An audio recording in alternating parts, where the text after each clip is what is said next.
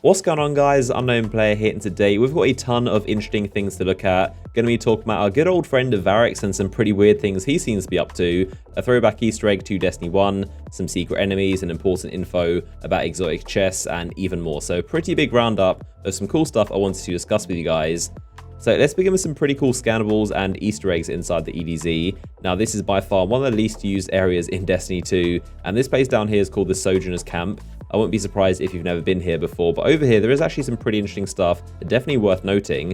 So firstly, there's an Easter egg of the very first weapon in Destiny history, the Kvostov, so you can see it perched against this rock. And pretty weirdly, there's an interactable light next to it you can turn on and off, doesn't do anything else, and it's pretty weird how it's the only interactable next to this Kvostov. If you're wondering what the Kvostov is and why it's a big deal, essentially it's the very first weapon you ever got in Destiny 1. When you're first ever revived by your ghost, you go into the wall and you find this exact weapon perched against the wall, exactly this way you can see it in Destiny 2. So this is definitely Bungie throwing back an Easter egg towards the very first weapon, which is pretty funny. In Rise of Iron, they turned it into an exotic, which was pretty awful, but still cool nonetheless. And this is the common old version you'll find in the wall, but unfortunately you can't pick it up and use it, as cool as that would be.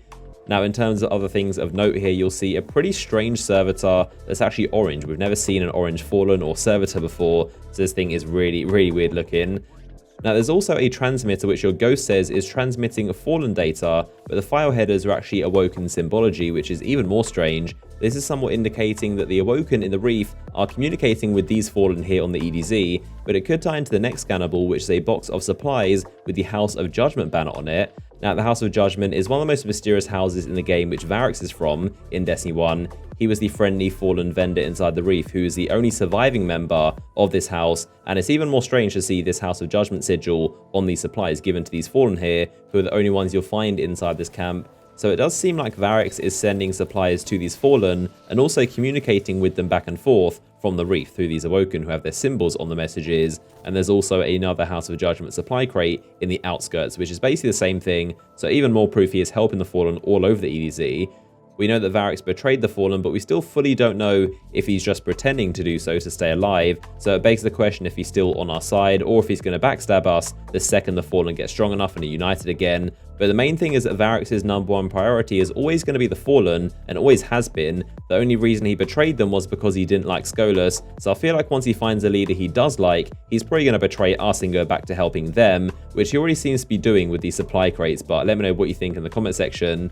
Now, the final thing I wanted to point out about this area was a pretty obvious path leading to a different part of the EDZ, and this of course is pure speculation on my behalf, but it just does look like a new area that Bungie could open up one day or add an expansion. I mean, the European Dead Zone is probably the destination that least needs a new area, but look at the map, it does lead off the bottom, which you could easily see as being opened up in the future. So I don't know, the way it's laid out just seems like a path to me. If you try and jump there, obviously it's going to kill you, but Bungie could have had a massive cliff here to block it off, but instead it seems very open-ended, and especially how the map does lead off to the bottom. But some super interesting stuff about this area I wanted to discuss with you guys. Let me know what you think of the Fallen and Variks in the comment section, as well as that path.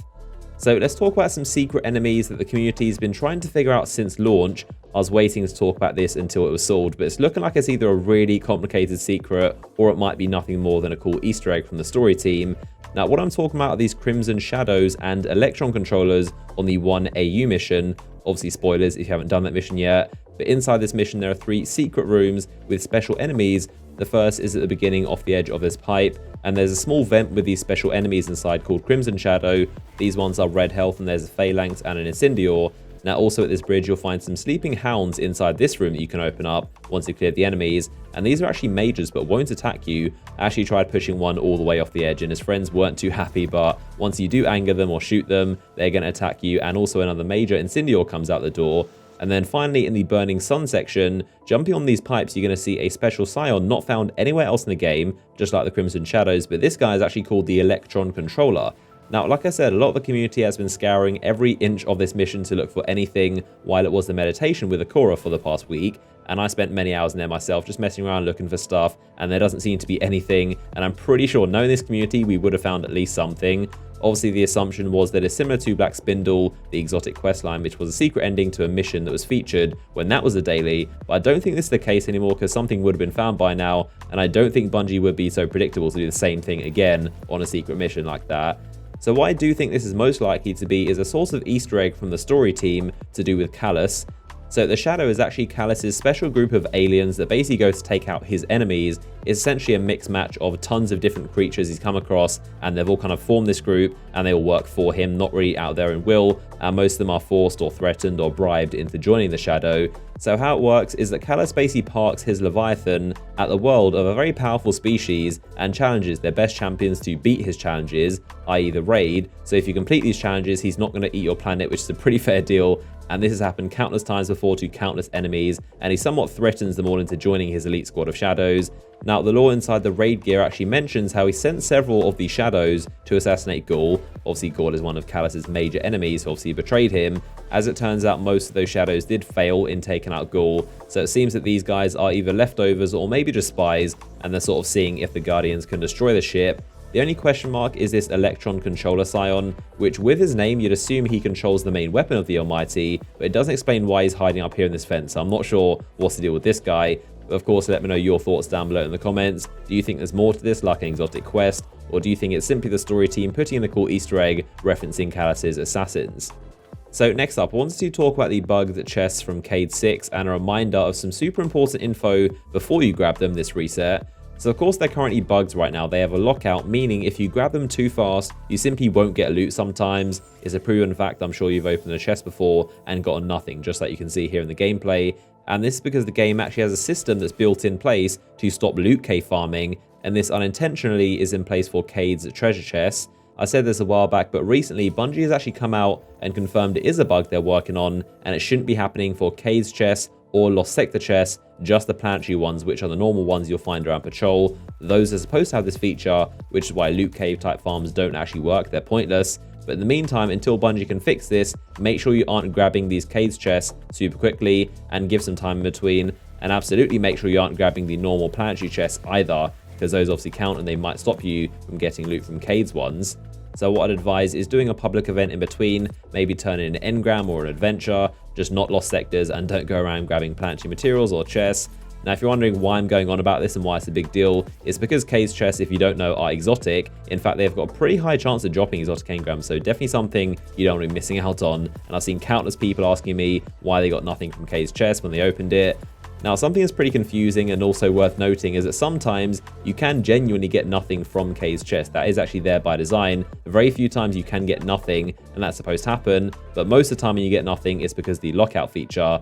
I know I did say this in a video a few weeks back, but since then, we've had a lot of new subscribers and new viewers, so I wanted to say it again right before the reset in time for you guys, and hopefully most of you will see this before reset, or just on it and know before you open your Cade chest to space them out a little bit. So I also wanted to talk a bit about public events themselves. Now, I've seen a lot of comments, people on Twitter, Reddit, all over the internet, complaining that public events don't seem to happen as often, and this isn't just like one or two people on one Reddit thread. I've seen this literally all over the place, and I can't really tell if it's happening or not. I mean, I myself can't notice a massive difference, but of course the flashpoint is on IO, so it's kind of hard to tell because that place is always pretty quiet. But most replies to these comments or tweets or Reddit threads do seem to be mostly agreeing. Obviously, there is some people saying they haven't noticed any difference, and that's a false rumor. So I wanted to ask you guys if you've noticed any difference or change in the frequency of public events and how often they pop up. Now, obviously, public events are simply the best way to level up and do most things in Destiny, but if Bungie were to nerf them, I can't imagine this is how they would do it. It seems very unlikely, because making them less often would just make the worlds more dead and more empty, especially ones like IO, which already suffer from that. I think that if they are happening less often, the most likely reason could be the faction public events interfering with the normal ones, and it could be an unintended bug. Pretty much everyone is saying they noticed it since last Tuesday, which of course is when the faction rally also went live. So these public events also showed up, and they could be interfering somehow, maybe reducing the frequency of public events. So I don't think Bungie's trying to be sneaky and would nerf something without telling us. I think it's either a placebo effect or maybe an unintended bug from the faction events. But of course, I want you guys to let me know down below in the comment section if you've noticed any difference in the frequency of public events and how often they show up. And maybe it's going to be different this week now that they're gone. On a separate issue with public events, I know some people often say how they're not given teammates for, especially the heroic version, and it's really difficult when they're just by themselves. If that happens to you, then try right before the event starts, fast traveling to the same location, and most of the time it's going to put you into the same area, of course, just the teammates, so a different instance. And you can also use this trick to do them multiple times. So if you complete a public event quick enough, again, just fast travel to that same location, and if there are people in that instance you go to that are doing it a bit slower, you can just catch the end of it, and of course get more loot rewards, and sometimes more depending on how fast you are and how slow these other people are. So hopefully that's a helpful tip. So there we have it, another roundup of several topics I thought were interesting and worth discussing with you guys. As always, your support is massively appreciated. If you want to help the channel grow and of course enjoyed the video, then leaving a like rating down below would be awesome. I recently made a video talking about some possible DLC locations and how they tie into Cade and also the Darkness. Click the image on screen right now to watch it. Definitely worth checking out. But I appreciate you guys watching, and I'll see you guys next one.